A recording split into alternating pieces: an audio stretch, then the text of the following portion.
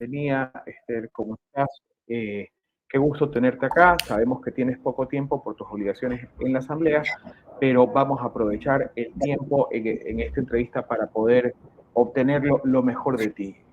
La ciudadanía quiere entender un poco cómo va el tema del debate de la ley económica urgente de Daniel Noboa. Vimos declaraciones tuyas ayer a las 8 de la noche donde lo calificabas de mamotreto, porque ni siquiera están numeradas las leyes como deben de numerarse.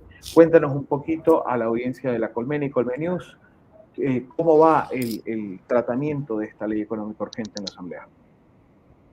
Bueno, buenos días Andrés, Enzo, buen día a la audiencia y a todos los que nos escuchan, sobre todo a mis hermanos migrantes en Europa, Asia, Oceanía y en todo el exterior. Efectivamente, ayer en el Pleno de la Asamblea Nacional debatimos el informe para primer debate de esta ley económica urgente presentada por el señor Noboa, la primera ley. Lo que yo digo es que me sorprende que un ex legislador que debería tener conocimiento de técnica legislativa, de cómo se presentan leyes, presenta un proyecto de ley con vicios de inconstitucionalidad que puede ser muy peligroso, sin técnica legislativa, incoherente, sin una numeración que me parece que es lo más fácil que nos enseñan en la escuela. Hay metaleyes, es decir, hay un proyecto de ley dentro de un proyecto de ley, lo cual también es peligroso. Y algo que me sorprende mucho también es que hay ya en el Ecuador una ley en vigor que es la ley de alianzas público-privadas y el señor Noboa presenta un nuevo proyecto de ley de alianzas público-privadas. Es decir, en vez de reformar la ley ya existente, se inventa una nueva ley como que quiere inventar el agua tibia en vez de reformar las leyes existentes en el Ecuador. Esto crea confusión, crea una duplicidad de la norma y por eso es que después es tan difícil aplicar la normativa, pues si hay una ley por aquí, una ley por allá y no hay una unificación de la normativa en el Ecuador.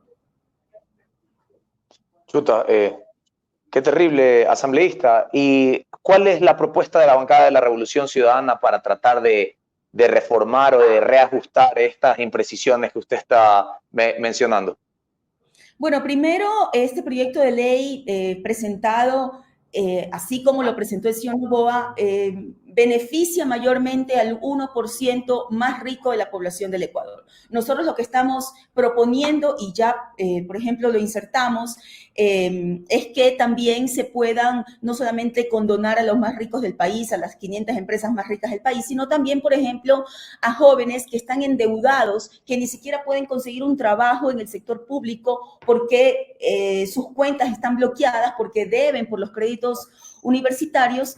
Entonces también estamos proponiendo que no solamente a los más ricos, sino también a los jóvenes del país que en este momento están endeudados ellos y sus familias. Entonces eso propusimos. También proponemos que las deudas, mejor dicho, los intereses por moras que tienen los agricultores, los campesinos, los pequeños emprendedores de hasta $10,000 puedan también tener una condonación de sus multas. Es decir, que no solamente a los más ricos, sino también a las grandes mayorías y a la gente que ha sufrido mucho esta crisis multidimensional. También lo que proponemos, y también se lo ajustó, es que ya no se modifique el Código del Trabajo, ¿no? Querían inventarse en las zonas francas contratos temporales ad infinitum, ¿no? Prácticamente te contratamos por toda la vida, contratos temporales, no te damos estabilidad laboral, precarización laboral, eso felizmente ya lo eliminaron.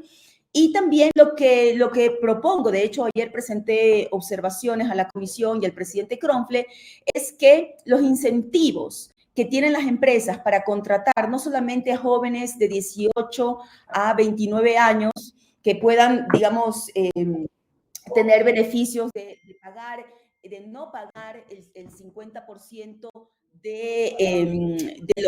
digamos, de las contribuciones a la seguridad social, sino que también, ¿qué es lo que van a hacer las empresas? A lo mejor tengo una persona que trabaja en mi empresa de 30 años o de 35 años, madre de familia, jefa de hogar de 3 hijos. Saco a esa persona, despido a esa persona para contratar una persona de 19 años y tener el beneficio que me da esta ley. Entonces, no queremos que las empresas abusen de esta ley y que dejen el desempleo a las personas de 30 a 64 años, solamente para decirles que el 16% del desempleo en el Ecuador está en las personas de 46 a 64 años. Entonces, no queremos que suba o que incremente el desempleo para estas personas y que más bien haya una progresividad. Es decir, si a los jóvenes les damos a las empresas por contratar jóvenes 50% de beneficio, le podremos dar 25, 20% si contratan a personas de 30 años a 64 años. Eso para evitar que haya discriminación por la edad, lo cual está prohibido en nuestra Constitución, en el artículo 11, y que, si bien es cierto, haya una acción afirmativa, también haya un equilibrio de justicia social para toda la población, no solamente para los jóvenes. Los jóvenes necesitan trabajo, pero también las personas de 30 a 64 años en el país. Correcto, asambleísta Esther Cuesta Santana. Disculpe que ahorita mi compañero, me imagino por uno de esos problemas muy comunes que ahorita ha dejado el nefasto gobierno de Guillermo Lasso. Bueno, aquí lo tenemos. Pensé que había... sí. Disculpe, Andresito, sigue con la pregunta a la asambleísta, por favor. Perdón, se nos va la luz. En uno de los análisis previos que hicimos aquí en La Colmena sobre el proyecto de Daniel Noboa, hablaba sobre la posibilidad de la creación de zonas francas, pero prácticamente en el patio.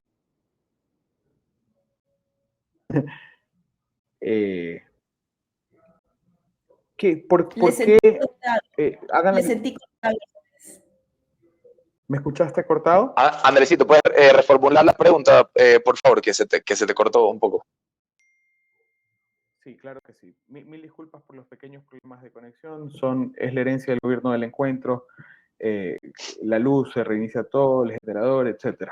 Pero bueno, una de las preguntas que me hacía es por qué Daniel Noboa vuelve a plantear el tema de las zonas francas, si ya existen en la ley, y además nosotros tenemos las zonas especiales de desarrollo. ¿Qué pretende al establecer estas zonas francas individuales que pueden ser puestas en el patio de una casa o en una lavandería, por no tener otra implicación? La pregunta es muy oportuna, Andrés, y nos preocupa también el tema de las zonas francas y el tema que quieren inventarse ahora, la residencia temporal fiscal. A mí lo que me preocupa es en una región donde se hace mucho lavado de activos, donde el narcotráfico y el crimen organizado es el pan de cada día en nuestra región, donde no se lo ha combatido en el Ecuador.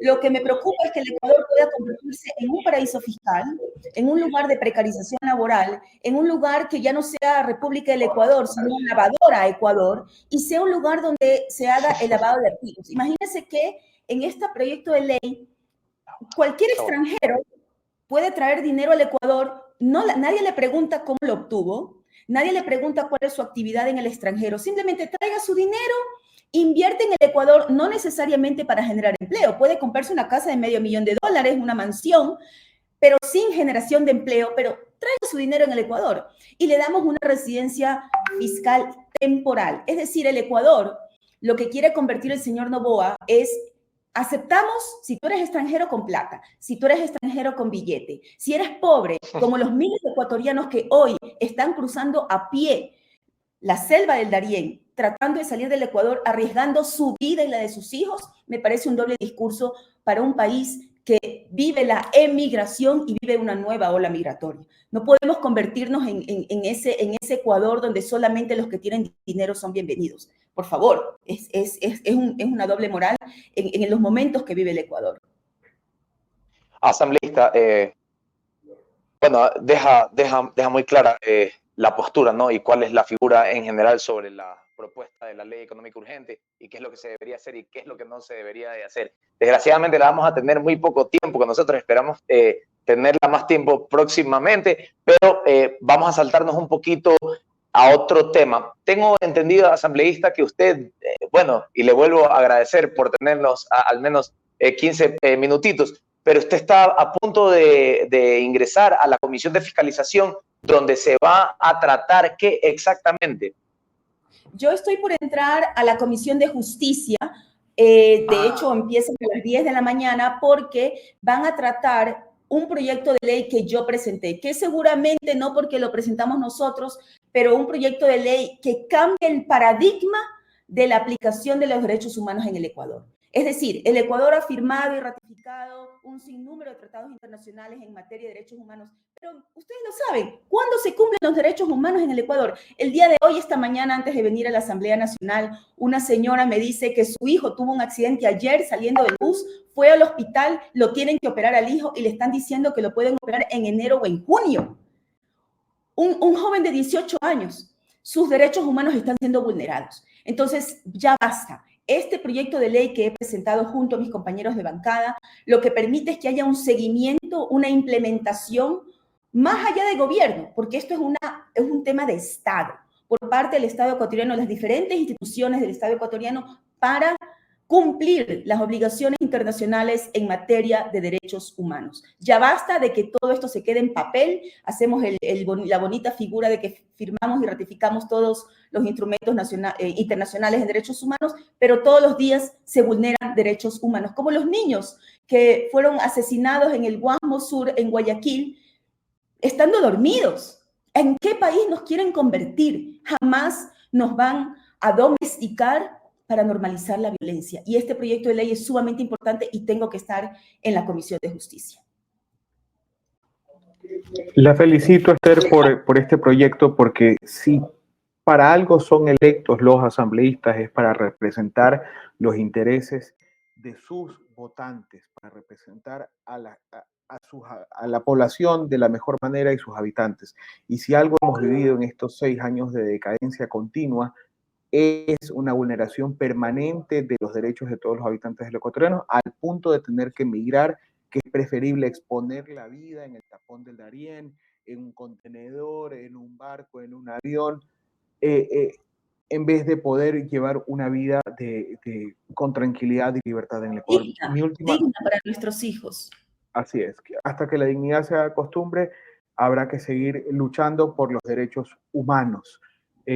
Van a cumplirse pronto, bueno, en casi 20 años, 100 años de la universalización de los derechos, pero todavía no se cumplen. Cuando los niños se vayan a dormir sin comer en una cama en que no van a ser asesinados como los chicos ayer del Guasmo, se verán cumplidos sus derechos. Una pregunta más. El público y la audiencia tienen muchos problemas para entender esto de los juicios políticos, para entender lo que ocurrió en la Comisión de Fiscalización. Mucha gente considera que no son importantes, otra gente dice que sí es importante, que ya no se puede instituir, pero se puede censurar. Coméntenos cómo va la agenda de los juicios políticos en la Asamblea y cuál es la postura. Claro que sí. Bueno, la Asamblea Nacional en este momento tiene varios juicios políticos presentados en este periodo legislativo, ¿no? Contra el exministro Zapata, contra el exministro Santos Albite, contra la fiscal general del Estado.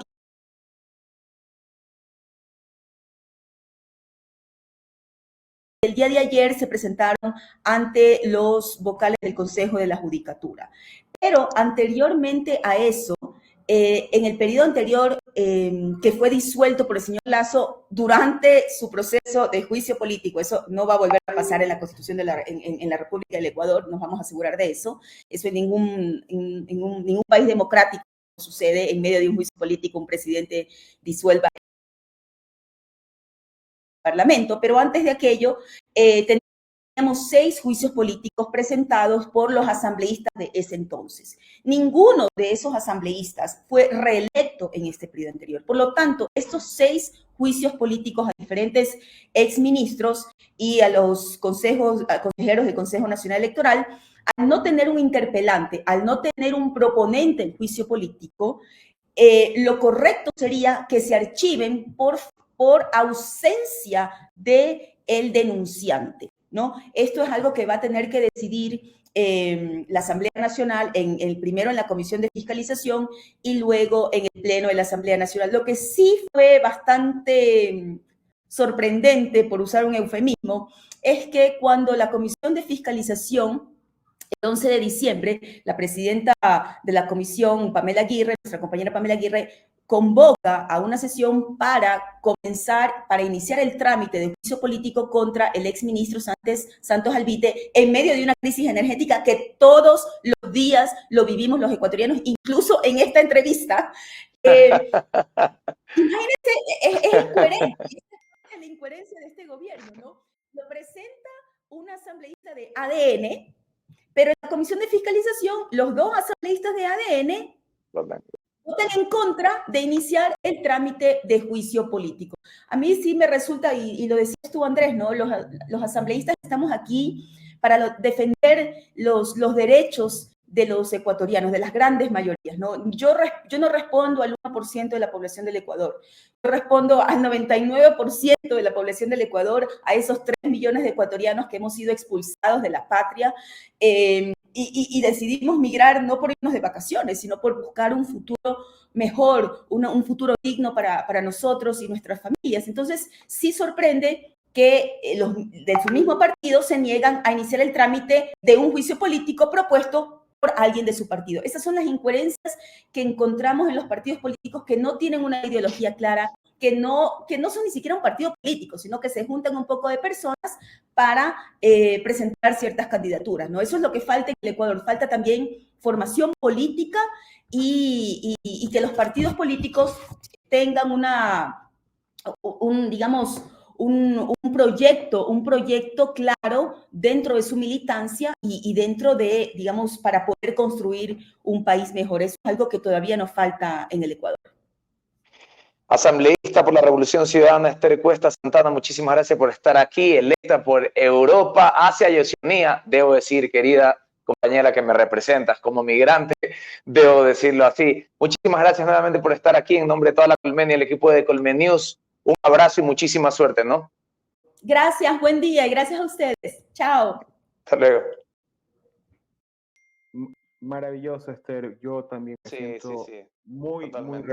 representado. Ella simboliza las cosas buenas en la política. Juventud, preparación, formación, experiencia, una lucha continua por los derechos y la dignidad.